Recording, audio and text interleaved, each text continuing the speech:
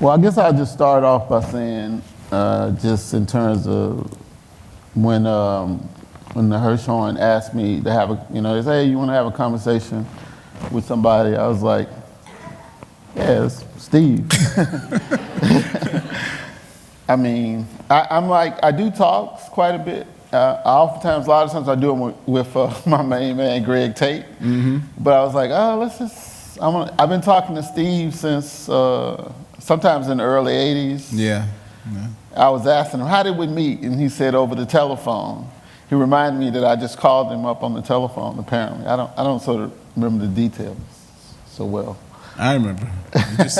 You called me up in Base. That was the conversation we had. Oh, wow. Yeah. I remember exactly. Incredible memory. I don't remember very much from the 80s, like in detail. I don't remember how I felt. But anyway, but me and Steve have been having like really, I would say, intense conversations, mostly around, I would say, black aesthetics in general. Mm-hmm. Obviously, very focused on music. I mean, that's this interesting thing when it comes to black aesthetics, and by black aesthetics, I primarily mean like the philosophies of beauty and whatnot of African Americans. Well, more so the music, though. I think rhythm has been a theme that's, music, but, sports, everything. Rhythm's a theme, the filmmaking that runs through all of that. Well, yeah, that was the thing. But, like, to me, I remember, like, the thing for me, like, Steve, when I first became aware of Steve, and not to embarrass him or anything, but, like, Steve was always not only an incredible player, but he was an incredible thinker. I mean, he's never like a cat out here just blowing his horn. He's a stereotype, just out here blowing his horn. I mean, he always had all these theories and everything, M-base and structures and all this. And so I was like immediately attracted to that. I consider myself a little bit of a theory person as well. Definitely. It's like, and it's not like even someone, it's just fun. Yeah. It's fun to come up with acronyms and things like that that nobody else understands but you and 2 or 3 people, So he was like, in a way, I would almost say Steve was the first actual master musician that I actually had a close dialogue with, because prior to my relationship with Steve, I read a lot about music, and I was thinking about music and stuff, but I never really knew anybody where I would just like maybe some of my crazy ideas that weren't necessarily based on anything, because I don't know how to read music or anything like that. Were you at Howard when Jerry Allen and Wallace Rooney and all them were there? I was, but I didn't know them. Oh, okay. I didn't know them because I was in the architecture program, and they were over in the music program, so those 2 didn't meet. So I didn't know those guys till afterwards. You know what I mean? Like, oh, they were at Howard. Ain't you? All of that.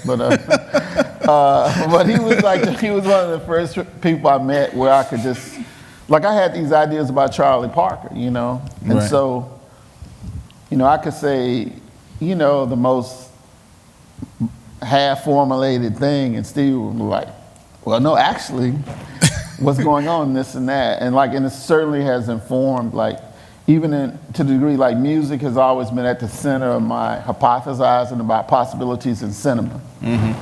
But it always took music as the lead. And like you said, it was never just limited to music. It was basketball. It was like anything that black people do, we would think a lot about, like, how it wasn't arbitrary.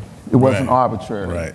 How it was considered introspective, intellectual. Oftentimes, everything that they say is not. How it wasn't considered. Yes. Yeah. I mean, because it's this whole thing, and this is one of both our pet peeves. Is like black people just do what we do. It's like some kind of like an itch or something. We can't help it, and we have to scratch. Right. But it's not like the product of, like, I just saw the other day, like, it's very interesting to me, like the LA Lakers, because everybody's been like fixated on Lonzo Ball, Right. Because he got the craziest looking 3-point shot like you ever seen, crazy kind of sway machine, right?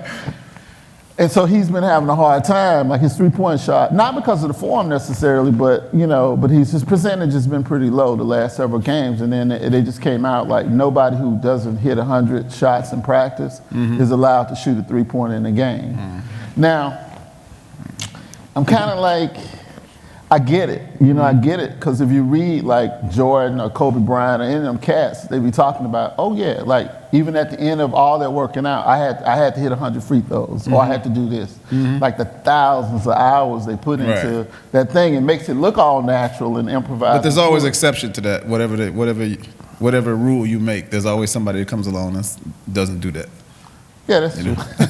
But for mortals, my whole thing, for the rest of us mortals, my whole thing was always like, I always used to say, like, if Michael Jordan, like by consensus, the greatest basketball player who's ever lived, if he can win 3 championships in a row and then retire, right? Come back. Not retire to sit on the couch and drink beer. I mean, he went off and played professional baseball. Right? Allegedly. For a year and a half. He went off and played professional baseball and came back to the NBA, right? And everybody was like, he lost 4 steps. Right. People were like, oh, he'll never be the same. Because they lost that first season, he came back. Well, he didn't come back till almost right before the playoffs. If you know, the first season he came back, he didn't get the benefit of playing the whole year to come up to speed. So he basically came in like a few weeks before the playoffs, and you could see his timing was off.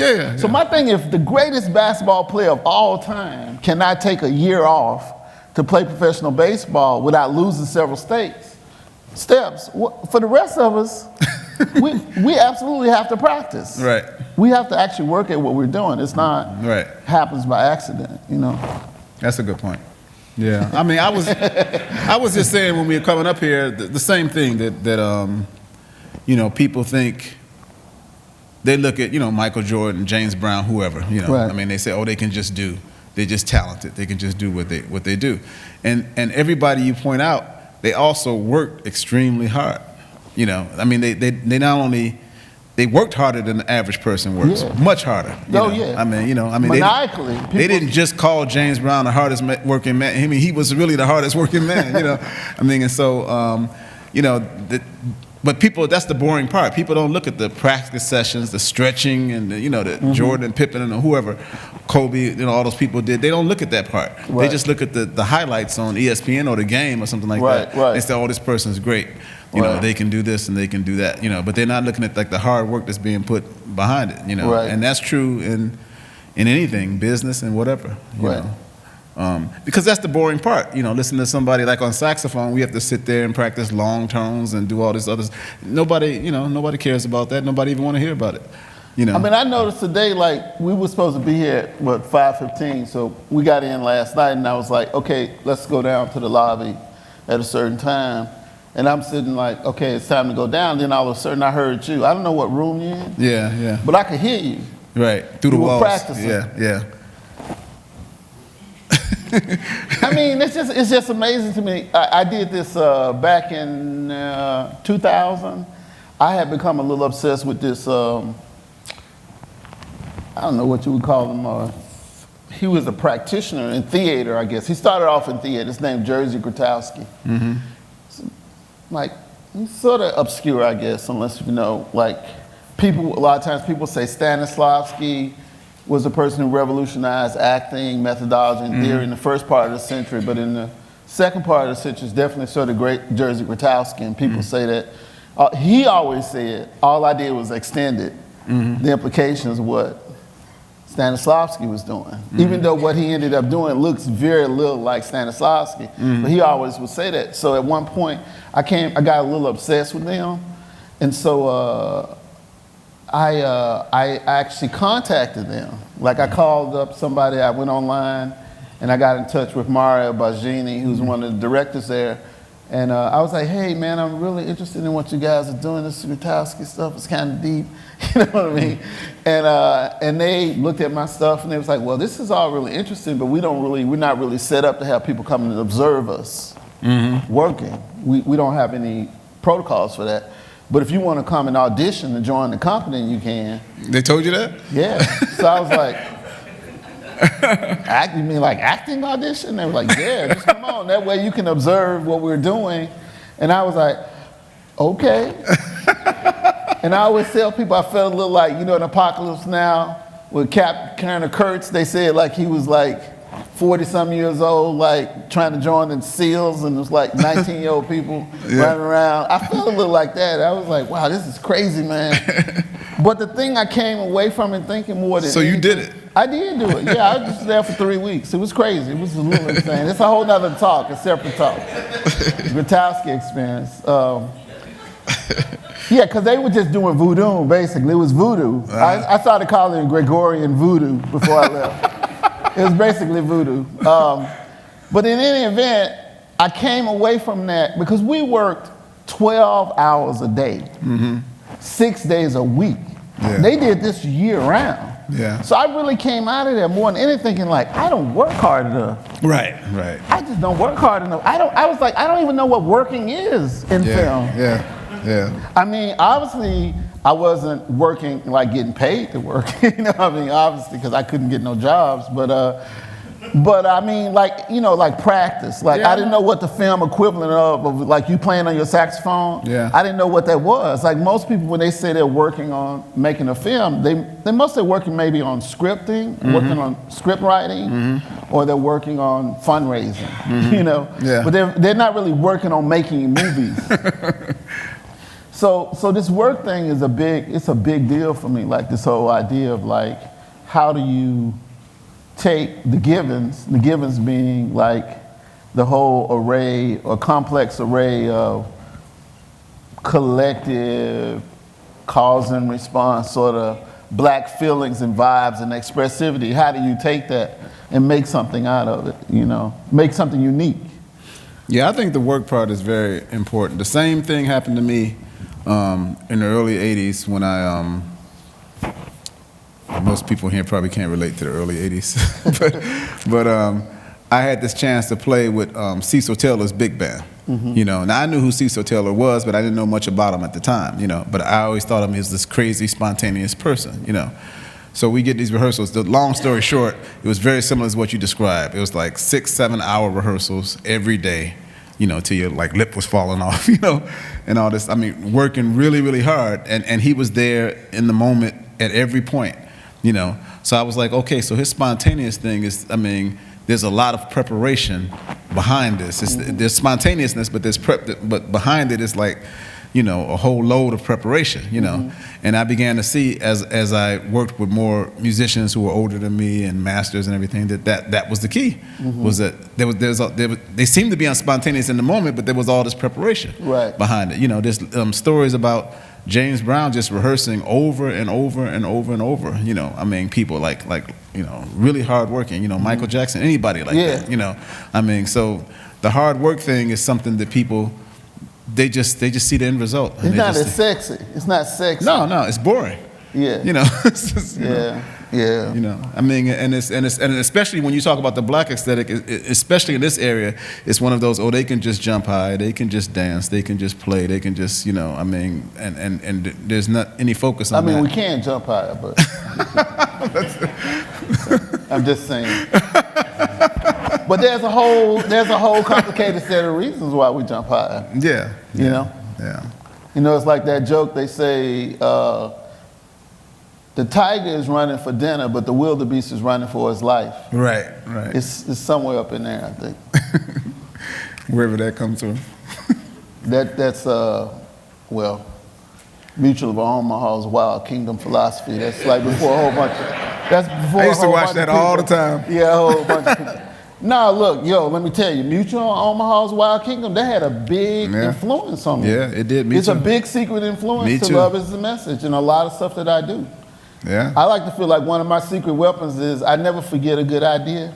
If something is interesting, because I'm gonna tell you what I also remember. Like, this is when I used to have 3 television stations, and then eventually they had PBS, so I guess it was 4. Right. Again, most folks under a certain age don't know nothing about that, but on Sundays they used to have a show. They had 2 shows. One was Saturday and Sunday, and one was just Sunday on ABC. Wide World of Sports. You remember that? Sure. And it had this incredible like sequence in the beginning. This is the wide world of sports. And they would have this montage, right? With the sharks and all that. Yeah, sharks, all this kind of shit. Yeah. And then they would have the last shot with my man skiing who gives an epic fall. Yeah. It was a lot like your thing. It was a lot like my work. Yeah, absolutely. Because I must have seen that 1,000 times. The agony and the infamy of defeat. Right? Yeah, it's very powerful. And then on Sunday, they had a show that was only on Sunday. It was American Sportsman. Mm-hmm. Mm-hmm. And the thing I remember most about American Sportsman, when the guys would be hunting, they would talk real quiet. So you had all this beautiful footage of birds and stuff, and then these guys would be like, okay, there he is, birds. The birds over there. So he's going to get him. Right? All that stuff is very, very important to what it is I think I'm trying to do. The whole point is everything out here, you end up processing one way or another. It stays with you, yeah. Yeah. And it comes out in weird ways. I mean, well, it comes out in ways that may seem disconnected, you know, right. but it's all connected. It's all connected, for sure. Should I show something? I'm going to show something real quick. Because there's a religious thing that I like. Let's say religious, gospel. We put it on the desktop. Get this off here. I like to show this because it'll lead us, and we'll talk about some of the stuff in it.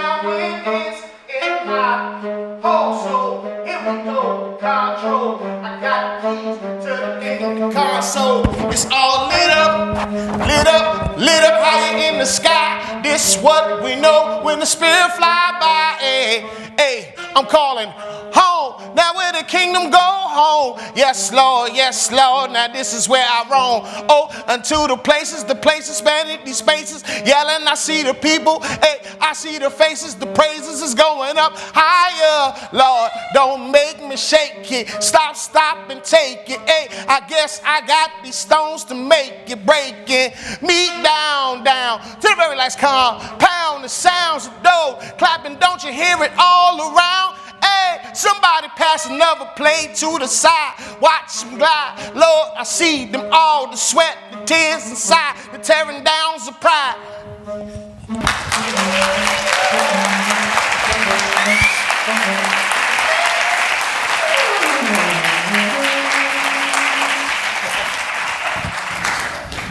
I want to say that's what we do. So. That was deep. That was the visual. Yes. I was sorry. That was kind of a little bit of drop the mic, but let's keep going. So none of that was playing, like absolutely. Oh, definitely not. That wasn't playing, and that certainly was not playing. So thank you so much for that.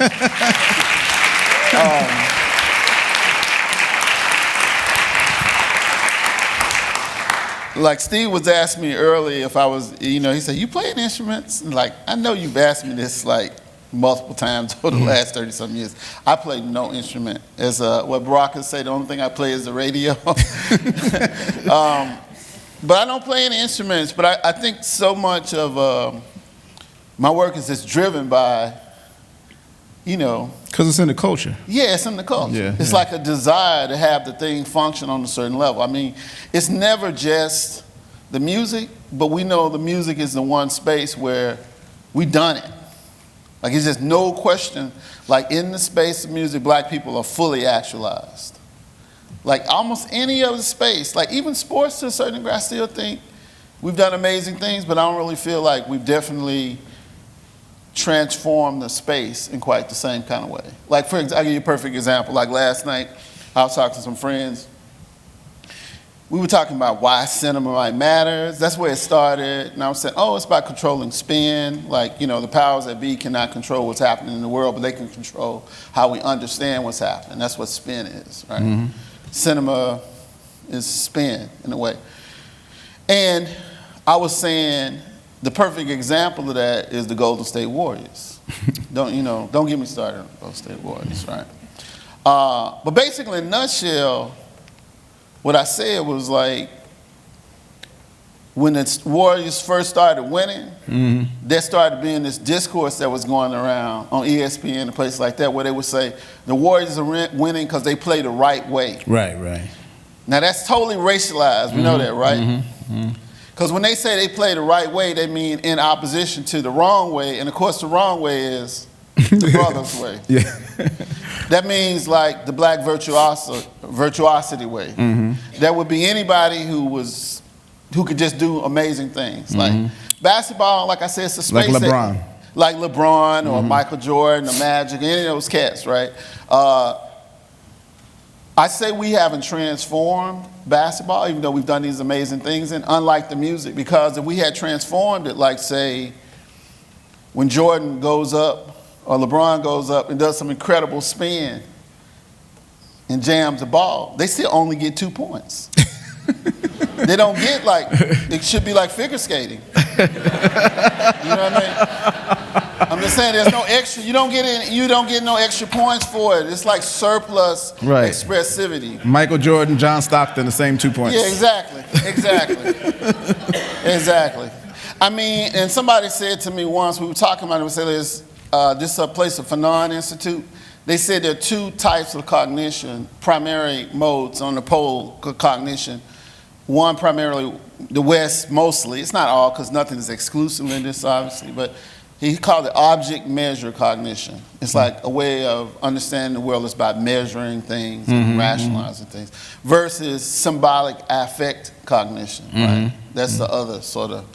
And so you can see that in basketball, right? Mm-hmm. You can see like, so according to the logic of object measure cognition, we understand a 3-point shot because it's further away. Mm-hmm. 2 points is up to this point, but if you go a little further back and you can hit it. My whole bugaboo with, just to finish my bugaboo with the Golden State Warriors, who are obviously an amazing team.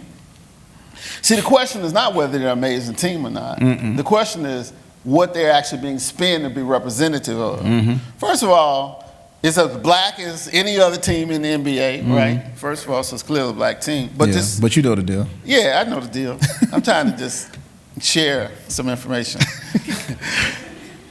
But this split that they were saying they play the right way, right? Mm. It's false because on one hand, Jordan, LeBron, Dwayne Wade, Magic Johnson, all the people who've won, right? They are virtuosos, right? But all of those had as a central part of their arsenal passing. Sure. None of them don't pass the ball. Mm. It's just common sense.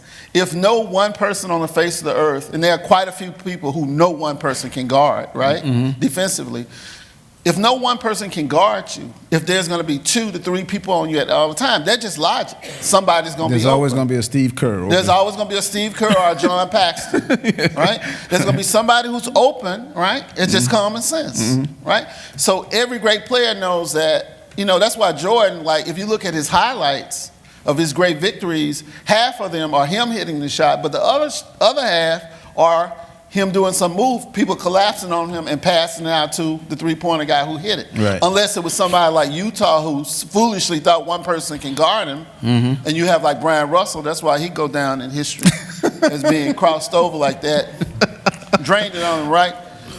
But the other side, yeah, he did push him, it don't matter. It don't matter. It don't matter that he pushed him. He pushed him after he was already out the way. Whoever said pushed him. So Golden State Yeah, Warriors. he already broke his ankles before. Yeah, he pushed exactly. His ankles was already. He was putting him out of his misery when he pushed him on down. Golden State, they play the right way. Now, what do they mean when they say the right way? First of all, what they mean is they play the non-black way. We know that's fundamentally what it is. But what is the non-black way?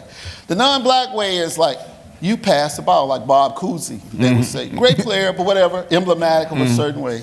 And they present this whole idea of passing the ball as it aligns itself with this whole object measure cognition, right?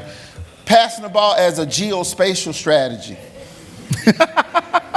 You know what I mean? In other words, the logic of it is this. If I have the ball in my hand, 4 teammates, 5 on this side, 5 on this side. If I can pass the ball quickly enough, right? Which is the way the game used to be played. Yeah, well, that's before black people got in it. But pass the ball quickly enough, I'm eventually going to be able to pass the ball to somebody who has an open look, they would say, right? They have a free shot, an uncontested shot. Right. Now, is Golden State Warriors, are they an exemplar of that? No, they are not. Because basically, they're not passing the ball and somebody's getting a layup. You never see that. What they're talking about is passing the ball to Stephen Curry, who's 40 feet out with 3 people hanging on him, right? So it's not evidence of pass the ball to the person with the open look. What you're talking about is another kind of virtuosity is what's making that work. Now, that's an example of spin misleading us, right? It's telling us something false about what actually is going on. I would propose another hypothesis about what's going on. I think it's actually quantum. Meaning, I don't think passing the ball, it has very little to do with this geospatial logic, right? Of moving the ball to a point on the floor where there's least resistance. I actually think when you pass the ball back and forth, you accumulate on a quantum level intentionality. That's what it's about. Passing the ball, that's why they say everybody's got to get their touches. They got to get their touches because on a quantum level, it's about focusing the energy around this object and it's going to end up in that hole. That's what it's about. So I think, like, even in fact, if I had the ball here and I passed it to you, and you pass it right back to me, we did that about 10 times, it would have the same effect. It has nothing to do with me being way over there and you throwing the thing across the room, right? Quantum intentionality. Okay, that's just an example.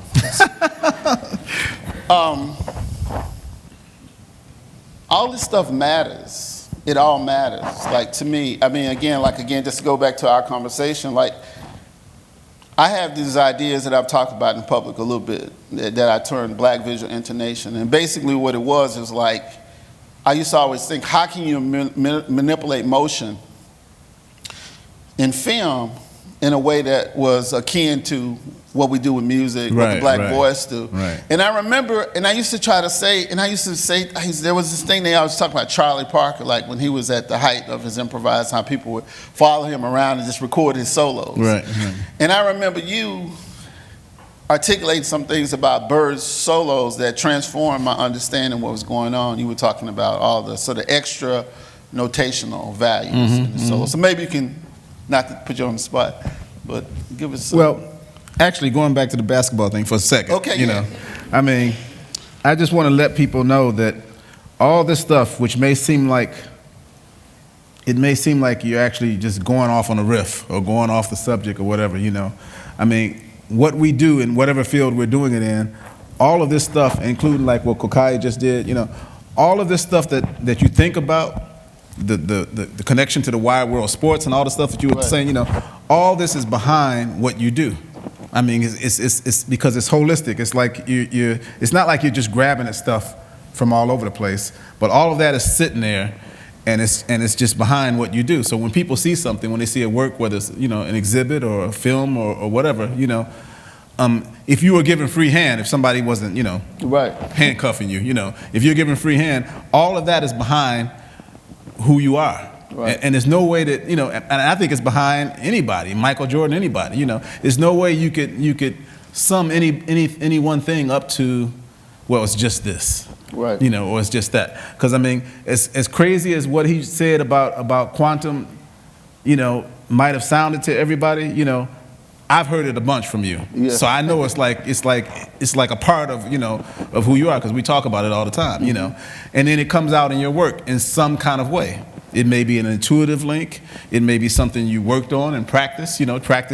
Putting things together a certain way. But it's still there. And I think that, like with the creative act, sometimes people don't get that. They just think it's like Zeus just thunderbolted down some inspiration, and it just bam, it just hit you, and you just created this incredible thing. You say, no, it's like an accumulation, like you were talking about, the passing back and forth of all this energy from all this stuff going all the way back to your childhood. And before your childhood. The passing back and forth. Yeah. So I think that's, so you said, okay, this thing that just happened between us, where you turned off the sound and I played, Kokai came up, that just happened. No, that didn't just happen. Right. I was just saying we didn't plan to do it. We did not. I haven't spoke to this brother since we were over at the Serpentine. Right. He hadn't, even here. And I didn't know you were going to do that. Right. I certainly didn't. I didn't know I was going to do that. Yeah. Okay. And so, and in my band, we do that all the time, where we don't know what's going to happen. But the preparation is still there. That's my point. It's not like you're just grabbing somebody from, like there's nothing that happened that led up to that. I guess that's what I'm saying. There was this moment when y'all was standing there, my man was going, and I was just struggling because I wanted to just yell out, "Street!" But I was terrified. I was terrified to yell out. I wanted to try to harmonize. Terrified because of what? Because I don't practice. Oh, okay. I got no practice. But I was feeling the urge. Like if I was in the real church mode, it wouldn't have mattered. I just would have just went, yeah. Right. It's all. That's what I meant when I said it's culture. Yeah. Because all this is like the soup or the gumbo or whatever out of which everything comes, and it doesn't matter if you go off and do. Because I view this brother as being pretty crazy, But it's all. I understand it all because it's all coming out of that soup. Mm-hmm. It's not, and you just individualizing it in a certain way. For sure. I guess that's what I'm saying. Anyway, I forgot what you was asking me. Charlie Parker. Okay. No, because you have some very specific technical things about Charlie Parker that transformed. Yeah, but I don't know if I can say them all now. Well, basically, I'm gonna encapsulate it since he don't want to say it. But I always looked at Charlie Parker, Michael Jordan, Muhammad Ali, all those as the same thing. Yeah. As the same thing being expressed in different mediums. I always saw it like that. Well, he remembers some things that I definitely don't remember, but I remember some things too. And one of the things that you told me about Bird, you were saying there's this documented many instances where people would follow Charlie Parker around, record his solos, notate his solos, and play them back, but it wouldn't be his solos. Right. They wouldn't work. Right. And it was mostly because the notational system itself could only account for certain aspects of the solo as it existed in real time. That's part of it. Because I know you said to me once that Bird had a series of things he did where he created a gravitational field around the individual notes. Mm-hmm. Okay, the way I came to understand that, and when I would talk to people about what I was trying to do with the Soul Black Vision intonation thing, I was like, no, it's just like putting English on something, on a shot. It's like if you took a photograph of a skyscraper, say for example, it could be like Gursky or something, Andreas Gursky, like the highest resolution photo you've ever seen, right, of the skyscraper. But it ain't gonna tell you nothing about rivets and bolts. Mm-hmm. So even if you built that thing to the exact perfect specifications, the shit is gonna fall apart. Because a photograph doesn't tell you how the rivets hold the thing together. So the notational system, the Western notational system, can account for certain things like what note was in what place, but it can't account for all these other things that actually hold it together. You couldn't transcribe what that woman was just singing. Yeah. You couldn't. You can't represent that in notation. Yeah. Let alone all the little and all the little stuff that she was throwing in. There's no way. It's amazing. Like if you think, it's kind of like there's this amazing film, Douglas Gordon, Philip Perino, I think, did together about Zidane, the soccer player. The cat that did the headbutt? Well, yeah, that. He's sort of notorious outside of soccer for that. But what he was mostly like inside of soccer, he was famous for being this guy who just had this preternatural sense of how to locate himself in space. He wasn't like the kind of Pele, who was a virtuoso, could dribble and all this. He could do a lot of that stuff. He was amazing. But mostly he was just like a guy who knew exactly where to be at the right time in conjunction with his virtuosity. His sense of space was like really phenomenal. But when I saw that film, it made me very jealous because I was like, there's no film like that of Michael Jordan. There's no film like that of anybody at their height, at the peak of what they were doing. Like, there's no basketball film. Well, that's kind of the closest thing to it. Like, if you think of like Jimi Hendrix at Monterey or something, and it's documented, and you could just see this amazing stuff in front of the camera. There's a little thing on Kobe, but it's not the same. It ain't close. Not to diss nobody, but it's not even close. We won't bang we won't mention no names. But the most incredible close moment to it is the shot. ESPN has done whole documentaries about the shot. This is the shot that Julius Erving hit. Yeah, it's incredible. Mm-hmm. It's a shot where he was on one side of the basket, and he drives to the basket and goes up. And everybody then, after he goes up, they go up to block his shot. Right. They come up after him, and then they come down, and he's still in there. Am I making this shit up? No, you're not. Look. Right up there with how do women's cycles synchronize? It's the great mystery. The great mystery of the universe that all our resources are not trying to explain this patriarchy that we're not trying to explain how the cycles sync up. Nobody knows. And it's the great mystery that nobody's trying to tell me how Julius Erving jumped up with the ball in his hand. 3 people jumped after him to block it. They came down. He stayed in the air and traveled to the other side of the basket and flipped the ball back. Right? Right. I don't know if it's more amazing that he hit the shot or that the shot exists and there's an ESPN documentary about it, and no, where's physics? Where's the physics explaining this? Yeah, it's classic. It's a classic shot. Yeah. But you just think, like, even beyond, you see Julius Erving hit an amazing shot like that, you see it and you say, that was hellified, the way he circumnavigated their attempt to block the shot. Right. So that's one thing. He uses the rim against them, actually. That's one thing. But I've always been amazed, like, LeBron is coming down. He stole the ball. I just saw it last night. He stole the ball. Breakaway. When LeBron get in front of everybody just, they don't want to be in part of the photo. So they just back the hell off. He going up. I always want to say, slow down that one moment. The most efficient thing would be just for him to, he does all this stuff that has nothing to do with putting that ball in the hole. Beyond whether it's beautiful or not, I'm fascinated, like on a neurological level, what is going on when he's going up and he's twerking his body? You know what I mean? Like, he's going up.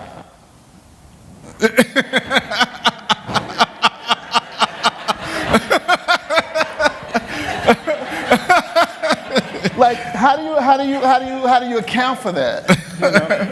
How do you account for that? So, if he's in the NFL, you get penalized. Yeah, that's true. Maybe I'm gonna show one more short thing, and then we'll do Q&A. Does that make sense? Okay.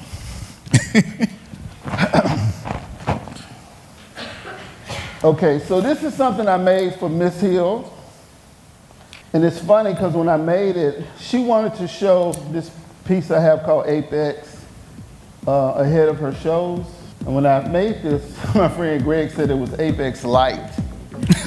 But I still think it does demonstrate some of the stuff we've been talking about.